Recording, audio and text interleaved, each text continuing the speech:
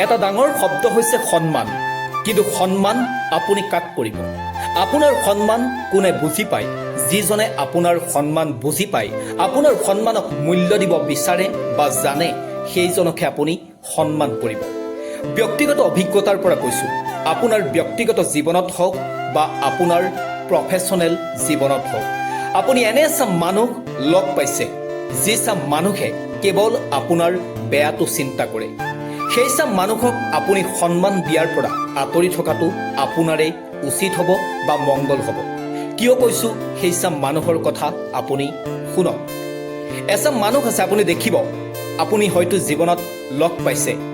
আপুনি সেই বিশেষ মানুহজনক আপুনি যথেষ্ট সন্মান কৰে। প্ৰতিটো মুহূৰ্তত তেওঁক আপুনি মনৰ কথা কয়, প্ৰতিটো মুহূৰ্তত তেওঁক আপুনি সন্মান কৰে, প্ৰতিটো মুহূৰ্তত তেওঁক আপুনি মৰম কৰে। কিন্তু সেই বিশেষ মানুহজনৰ মনত এটা কথা খেলাই থাকে যে ইয়াক মই কেনেকৈ বদনামী কৰিব পাৰোঁ। সেই মানুহজনক আপুনি সন্মান কৰি কিবা এটা কথা কৈছে, কিন্তু সেই মানুহজনে কি কৰে? আপোনাৰ কথাটো কৈ অন্য এজনৰ আগত এটা বেলেগ ৰূপ দি লগাবলৈ চেষ্টা কৰে। অৰ্থাৎ আপোনাক সেই বিশেষ মানুহজনৰ ওচৰত বদনামী কৰিবলৈ চেষ্টা কৰে। এই ধৰণৰ মানুহক আপুনি সন্মান কৰাৰ প্ৰয়োজন কি আছে বা আপোনাৰ দায়িত্ব কি? এই ধৰণৰ মানুহে আপোনাৰ সন্মানৰ মূল্য দিব জানে জানো? নাজানে। গতিকে এনেকুৱা মানুহক সন্মান দিয়াৰ প্ৰয়োজন আছে বুলি মই নাভাবোঁ। আৰু এচাম মানুহ আছে, আপুনি দেখিব, সেই চাম মানুহকো আপুনি যথেষ্ট সন্মান কৰে, কিন্তু সেই চাম মানুহে কি কৰে? প্ৰতিটো মুহূৰ্তত চিন্তা কৰে ইয়াক কেনেকৈ লাজ দিব পাৰোঁ। লাজ মানে আপোনাক এনেকুৱা ধৰণে দিব বিচাৰে, ধৰি লওক আপুনি বা আপোনাৰ বন্ধু 4-5জন একেলগ হৈ আছে, ক'ৰবাত চাহ খাই আছে, ক'ৰবাত কিবা খাই আছে, লগত সেই বিশেষ মানুহজনো আছে যাক আপুনি সন্মান কৰে।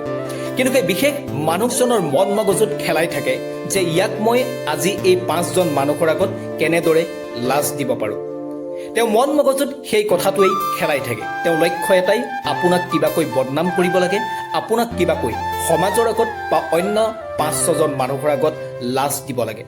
গতিকে এই চাম মানুহক আপুনি সন্মান কৰি থকাৰ প্ৰয়োজন কি আছে?